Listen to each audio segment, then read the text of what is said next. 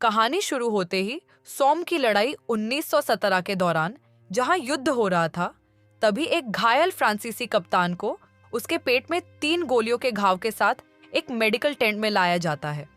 Surgery के दौरान एक सेना सर्जन चांदी से बनी एक अजीब चौथी गोली मिलती है और निकालता है, जो जर्मन डिजाइन की नहीं है। सीन कट होता है लड़ाई से 35 साल पहले। लगभग 1881 में हम चार्लेट को देखते हैं। एडवर्ड, जो उसका भाई है, वो अपनी बहन को चिढ़ा रहा होता है। तभी हम इजाबेल को देखते हैं, जो उनकी माँ होती है। सीमस उसका पति होता है। फिर हमें रोमानी काबिले को दिखाया जाता है।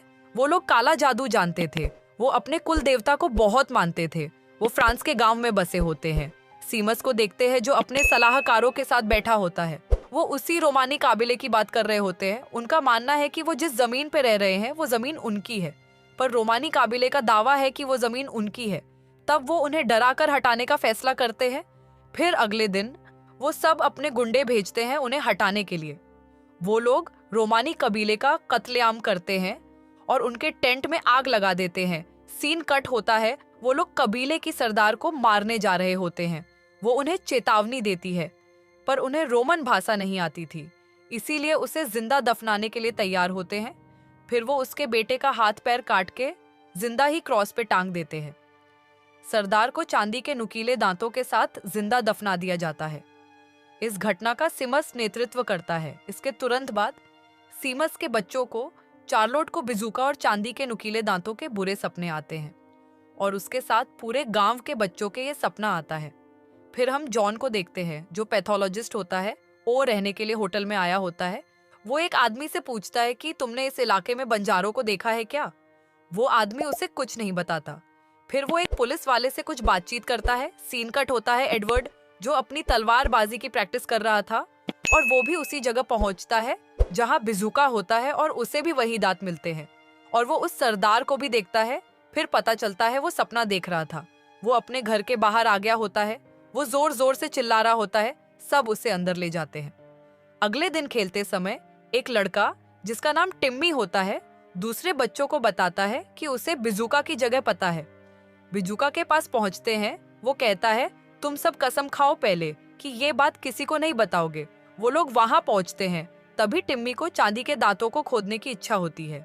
एडवर्ड उसे रोकने की कोशिश करता है, लेकिन टिम्मी को भूत सवार हो जाता है और वह नुकीले दांत अपने मुंह में रख लेता है। बाद में एडवर्ड का गला काट लेता है, जबकि दूसरे बच्चे डर कर भाग जाते हैं। चार्लेट अपने घर पहुंचती है। तभी सीमस भी एडवर्ड को लेके पहुंच जाता है। जल्दी से डॉक्टर की मदद लेता है।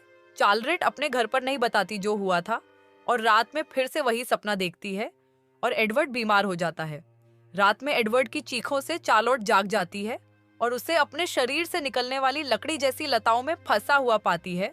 वो ये देख के डर के भागने लगती है, और जब सीमस एडवर्ड के पास आता है तो एडवर्ड रात में गायब हो जाता है। सब एडवर्ड को ढूंढने लगते हैं। चार्लोट प्रार्थना करने के लिए चर्च जाती है और टिम्मी से मिलती है।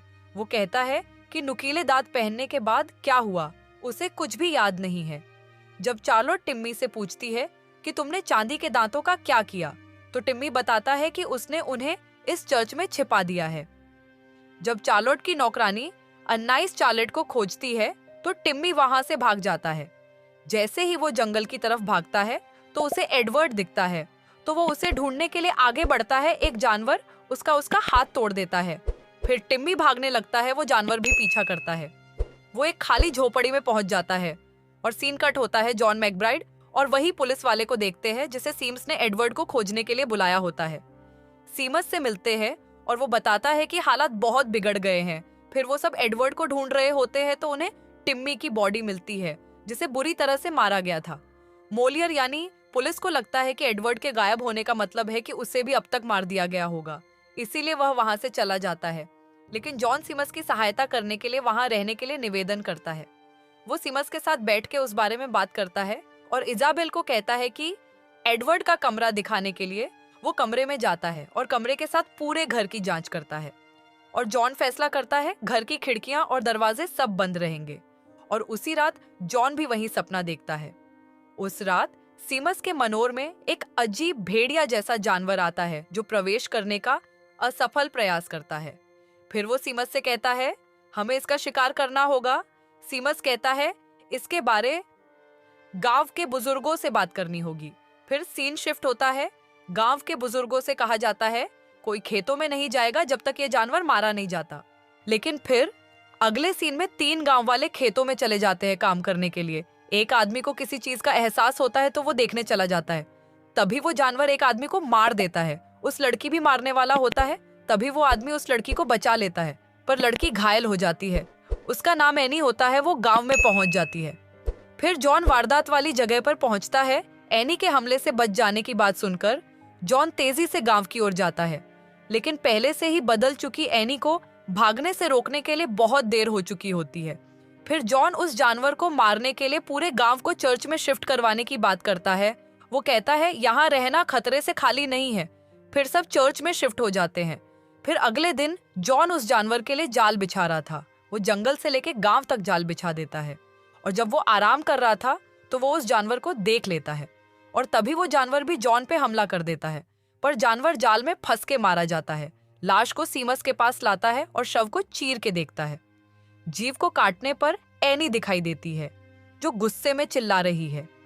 जॉन जोर देकर कहता है कि उसे बचाया नहीं जा सकता, और एक ग्रामीण को उसे गोली मारकर मार डालने को कहता है। जॉन बताता है कि संक्रमण के कारण शिकार जीव बन जाता है। सीमस को भी लगता है कि एडवर्ड का भी यही हश्र हुआ है। जॉन उससे पूछता है तुमने किसे दफनाया है? ये उसका श्राप है जो तुम्हारे बेटे के साथ शुरू हुआ है। सीमस उसे बताने से इनकार कर देता है। तब जॉन सीमस की पत्नी इसाबेल से पूछता है तो वो जितना जानती थी सब जॉन को बता देती है। इसाबेल यह भी बताती है कि सीमस रोमानी नरसंहार का संचालक था। फिर वो चार्लेट से पूछता है। शार्लोट जॉन को चांदी के नुकीले दांतों के जगह के बारे में बताती है, जिसे वह पिघलाकर 4 चांदी की गोलियों में बदल देता है। तब अनाइस कुछ काम से बाहर निकलती है। तब पहला जानवर सीमस की नौकरानी अनाइस पर हमला करता है, फिर उसे काटता है और चला जाता है। लेकिन सीमस के शिकार दल से लौटने पर वह पीछे हट जाता है।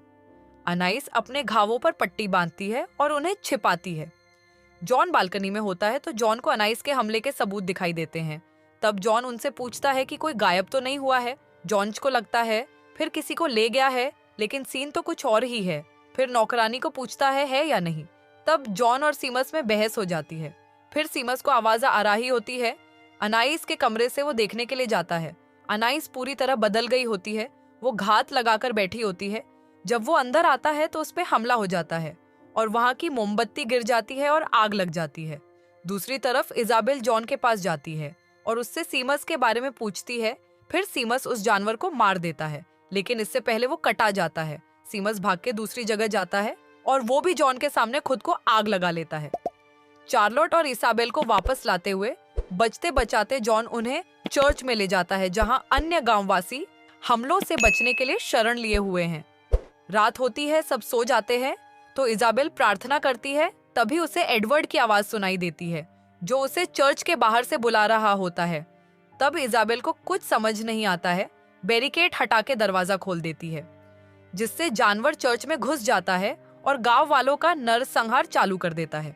जॉन जानवर को चांदी की बुलेट से मारने की कोशिश करता है, लेकिन इसाबेल जानबूझकर उसके निशाने और जानवर के बीच खड़ी हो जाती है और बदले हुए एडवर्ड को पुकारती है। जब वहशी जानवर उसे मारता है तो जॉन के पास इजाबेल के बीच से जानवर को गोली मारने के अलावा और कोई रास्ता नहीं होता, और अगले पल दोनों फर्श पे गिर जाते हैं। और जैसे ही इसाबेल की हालत खराब हो जाती है, एडवर्ड अपने मानव रूप में वापस आ जाता है। इसाबेल अपने रोते हुए पुनर्जीवित मानव बेटे को गले लगाते हुए मर जाती है। उनके माता पिता दोनों की मौत और उनके श्राप के नष्ट हो जाने के बाद जॉन एडवर्ड और चार्लोट की देखभाल करता है, जो चर्च में हमले से बची हुई 3 चांदी की गोलियों को जॉन को लौटा देती है। फिर हमें यह पता चलता है कि घातक रूप से घायल फ्रांसीसी कैप्टन वही जवान एडवर्ड है, जिसके अंदर चांदी की गोली तब से फंसी हुई है जब से उसे चर्च में एक प्राणी बच्चे के रूप में गोली मारी गई थी। चांदी की गोली निकाल दिए जाने के बाद एडवर्ड ऑपरेशन टेबल पर ही मर जाता है। कुछ समय बाद चार्लोट बिस्तर पर पड़े एक बुजुर्ग जॉन से मिलने जाती है और उसे चौथी चांदी की गोली लौटाती है। इसी के साथ कहानी खत्म हो जाती है